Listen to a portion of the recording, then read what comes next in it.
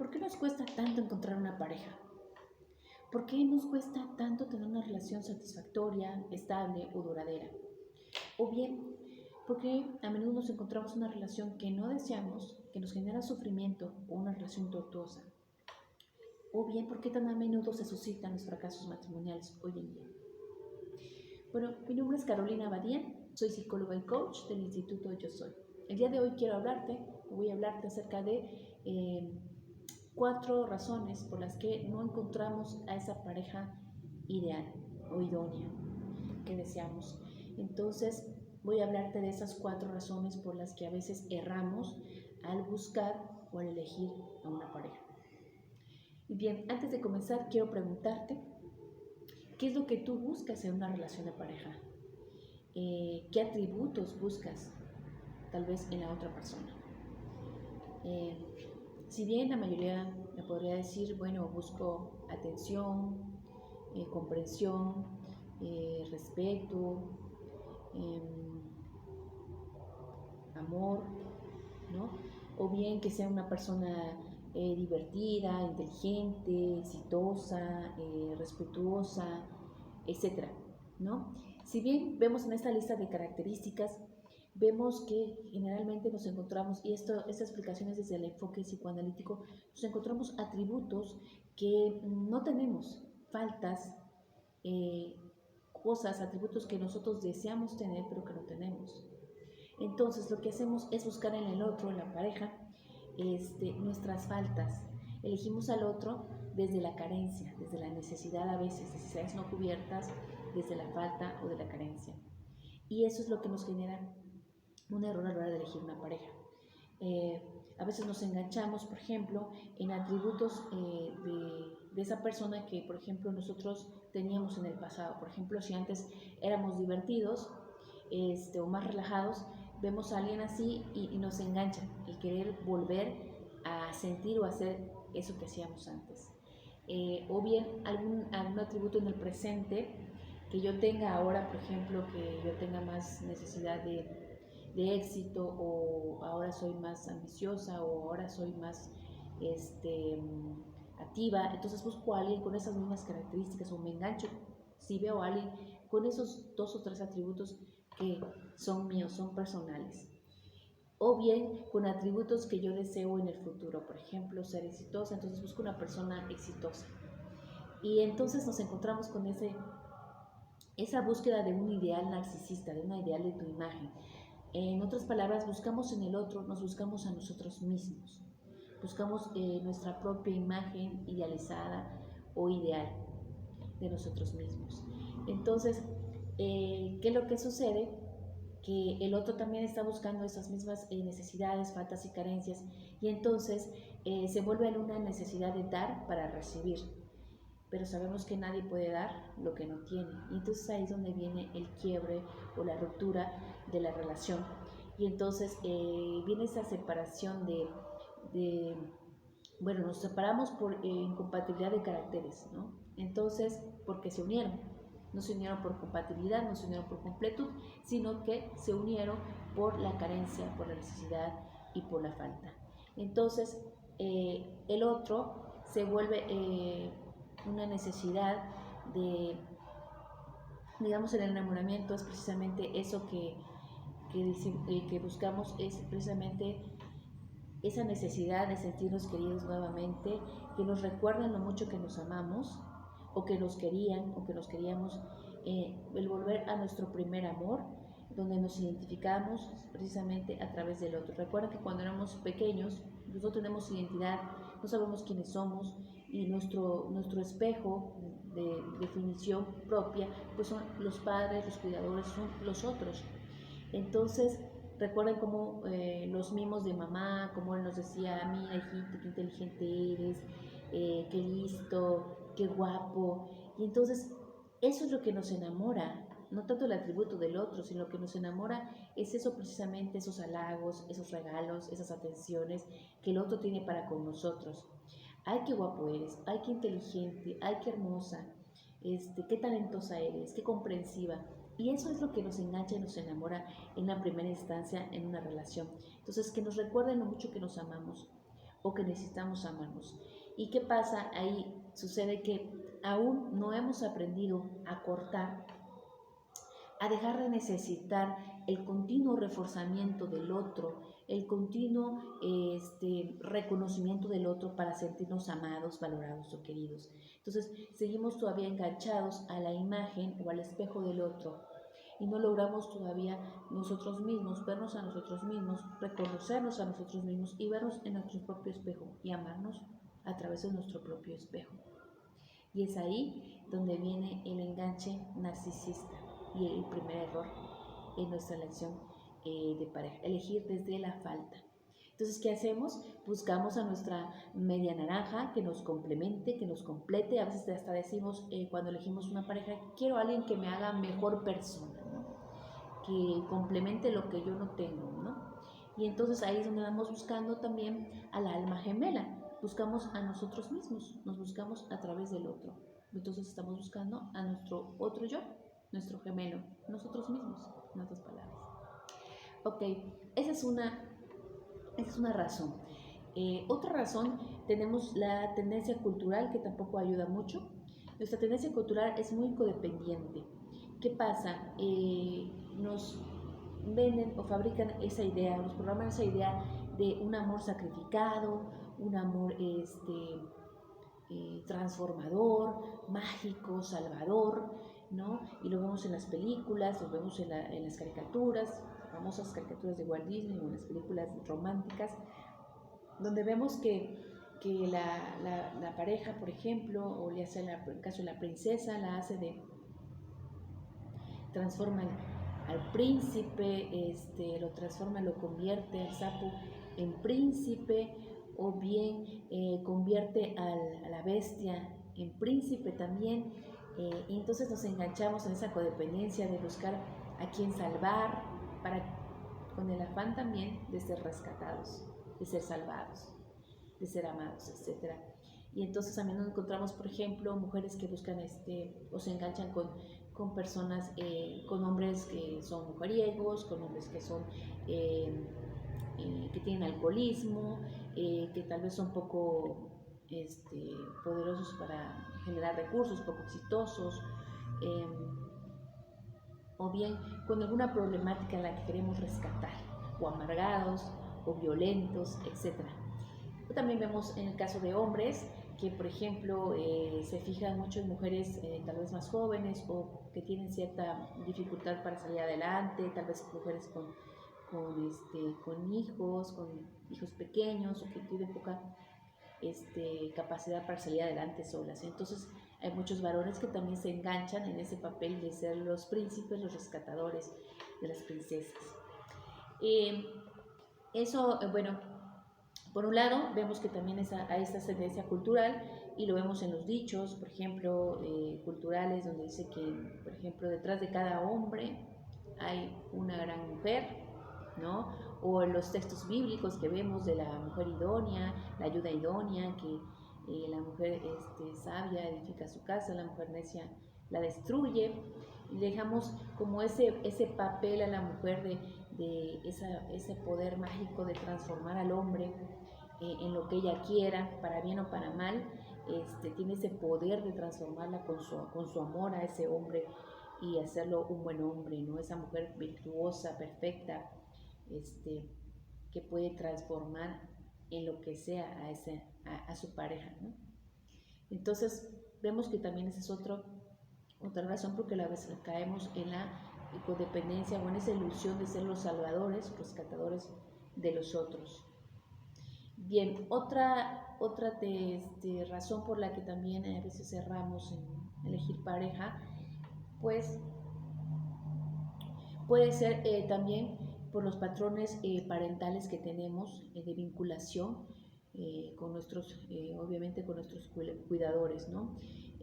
Recuerden que cuando nuestros primeros modelos de vínculos afectivos o de dar y recibir amor se da con los cuidadores o los padres. Entonces aprendemos de esos modelos, de cómo ellos nos trataron a nosotros, cómo recibimos amor y cómo vimos que entre ellos se daban amor. papá y mamá, por ejemplo. Entonces uno genera un programa en nosotros de cómo seguir ese patrón y bueno, podemos buscar en nuestras parejas tanto el patrón de mamá como el patrón de papá o tener ambos patrones. Entonces a veces, por ejemplo, hay personas que tienen siempre el mismo patrón y a veces cambian de patrón, entonces no siempre es continuo, porque a veces se pasan al programa de mamá o al programa de papá. Y entonces, ¿qué pasa? La persona con el afán de reparar a veces la necesidad o la carencia que no se cubrió en esos vínculos o ¿cómo se puede decir? En esos vínculos o en esas formas de dar amor, a veces hay carencias, no son perfectas. Entonces, la persona inconscientemente, con el afán de reparar eso, de cubrir esa necesidad que no se cubrió tal vez en los primeros años, lo que hace es buscar otro sustituto de pareja que copie esos mismos moldes con el afán de reparar o de componer o de volver a practicar y ahora no fallar y obtener lo que ella, el amor o el cariño que sí, que no tuvo, repitiendo el mismo molde, ¿no? Por ejemplo, si tuvo un papá tal vez violento, pues busque una pareja violenta, ¿no? O bien puede repetirlo o bien puede irse al otro extremo, que sería así que le llamamos reparación. Entonces puede irse al otro extremo, buscar una persona totalmente sensible, totalmente lo opuesto. Pero a veces esos polos opuestos a veces pueden caer también en extremos, pues puede ser también erróneo, porque podemos caer en la sobreprotección o la excesividad de afecto, y eso también nos puede generar ciertas complicaciones o problemáticas, con el afán de reparar ese juicio que según nosotros no estuvo bien o nos hizo falta. Bien, les quiero leer un caso para que sea más explícito de estos patrones que repetimos. Entonces, van a ver cómo es interesante esto, que sin querer buscamos más de aquello que no queremos, ¿no? Si no queremos que nos maltraten, pues buscamos ese maltrato en el inconsciente. Nuestro inconsciente así piensa, que de esa manera va a arreglar repitiendo el evento y ahora sí va a poder resolver eso que no se pudo resolver o que no se dio en el pasado, ¿no?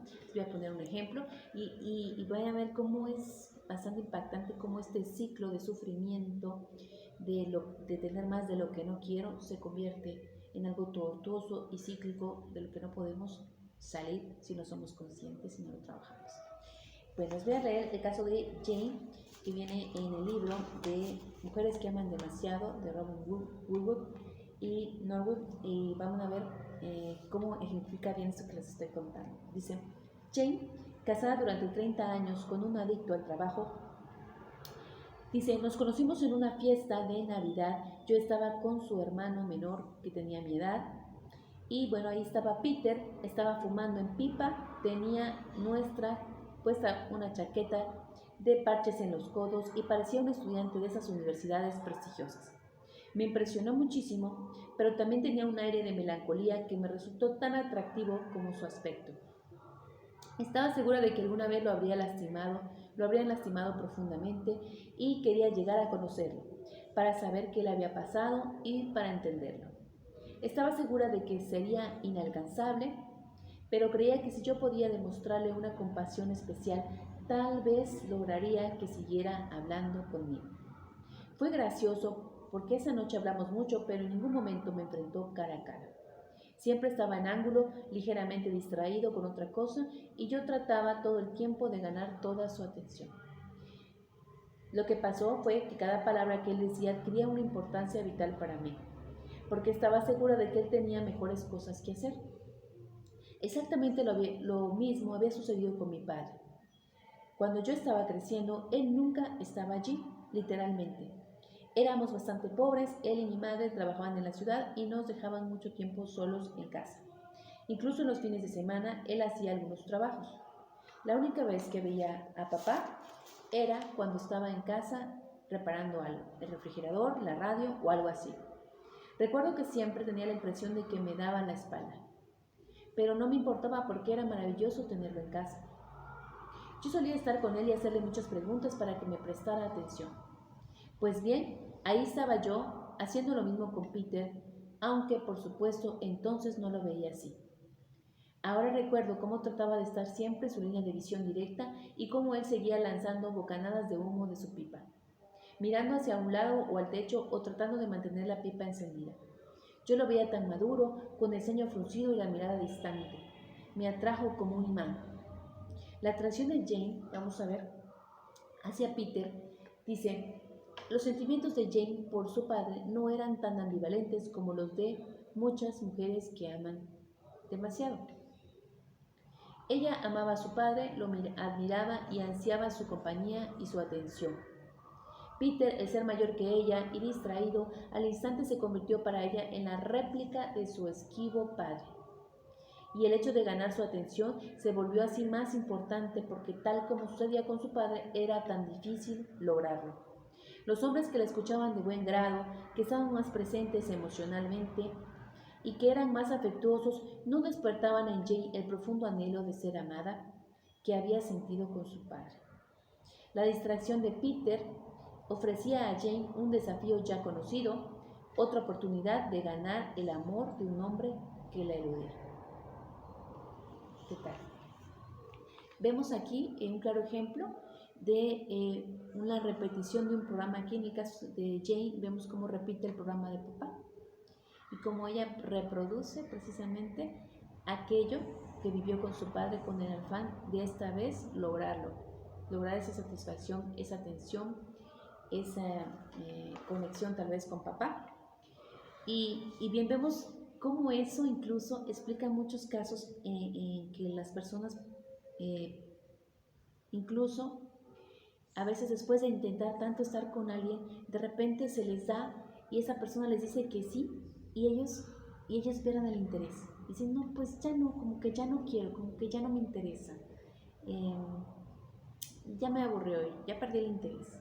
O bien vemos incluso mujeres casadas que intentan todo el tiempo porque el esposo, la persona, el amante, deja a la esposa y en el momento que la esposa deja a la pareja, ellas cambian y pierden el interés.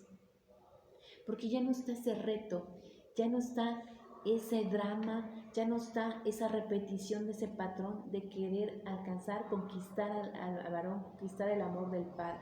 Ya no está. Entonces pierden el interés, porque ya no hay nada que reparar ahí. Entonces vemos cómo ese programa nos determina a estar ahí en el sufrimiento, en el continuo fracaso, en la continua frustración de ese amor fallido, de ese amor carente.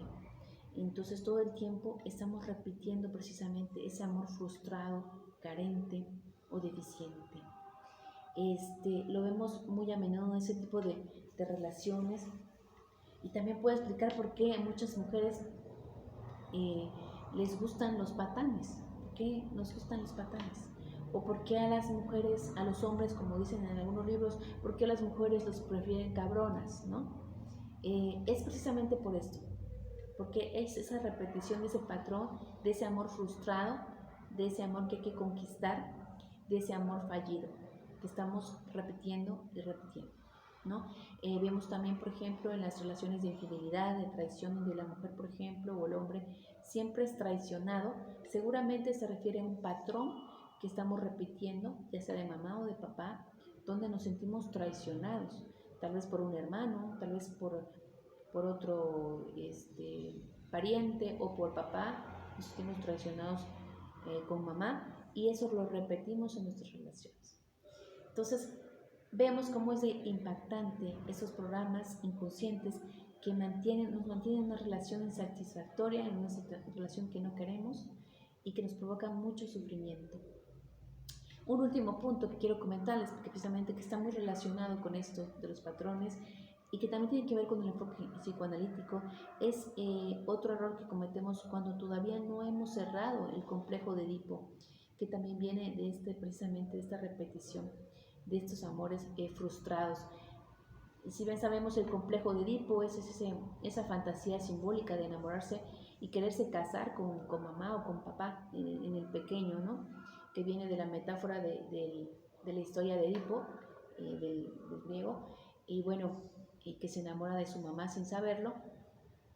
Y entonces vemos cómo también eso afecta muchísimo nuestras relaciones futuras maduras. Casos, por ejemplo, como personas, hombres, generalmente se da que tienen miedo al compromiso, o personas que prefieren quedarse en soltería, o es personas que les cuesta trabajo, por ejemplo, dejar una relación de adulterio, de, ¿cómo le llamamos? Pues sí, que tienen amantes y es muy difícil dejar a las amantes, y tienen una tendencia a tener amantes siempre.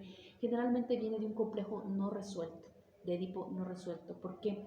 Porque la persona no quiere comprometerse, porque tiene miedo a comprometerse, porque el amor de la madre o del padre es prohibido.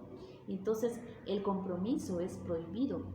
Y también si esa persona está enganchada, está unida o se convirtió de cierta forma simbólica en la pareja de mamá o de papá, pues es una persona comprometida ya, su corazón ya está comprometido. Entonces no podrá tener de manera inconsciente acceso a otra pareja nueva, ¿no? También se dan casos en que las personas tienen una relación insatisfactoria, que sienten que la pareja nunca va a llegar al nivel que ellos quieren, porque han idealizado al padre y siguen enamorados de su padre. Entonces están buscando una persona que les llegue al estándar de su madre o de su padre. Entonces, porque no han renunciado al amor del padre o de la madre, no han cortado su complejo de Edipo. Entonces, por eso se suscitan estos casos. O en el caso del amante, por ejemplo, a veces pasa que la persona pierde el interés también cuando se casa, pierden el interés, el fuego, la magia, incluso en las relaciones sexuales, porque como ya se volvió un compromiso, entonces el compromiso es como ese símbolo de casarse, por ejemplo, con mamá, por ejemplo, de casarse y de ya comprometerse. Entonces, como ya no es algo prohibido, ya no es algo, ya es algo que se suscitó, entonces como que pierde el sentido, el valor, y la persona está buscando esas relaciones extramaritales donde pueda tener esa prohibición, donde pueda tener eso misma repetición del amor del padre, que sigue siendo para ellos prohibido. Entonces a veces no pueden desear a la esposa y amarla a la vez. Hay una división entre el amor y el deseo, porque desear a la madre sexualmente o de otra forma, casarse con ella, es prohibido porque es un incesto, no puedes casarte con tu madre. Entonces, de esa forma se dan esas dinámicas a veces fallidas, o esos conflictos en la forma de entablar o tener una relación de pareja. Bueno, espero que te haya sido de gran ayuda esta información y que te haya sido clara. Y si no, pues háznoslo saber, deja algún comentario o déjanos algún comentario aquí. Y bien, o puedes comentarnos en nuestra página de Yo Soy Instituto, ahí en Facebook nos puedes encontrar. Recuerdo, mi nombre es Carolina Badía. Y bueno, espero verte pronto en otro video. Saludos.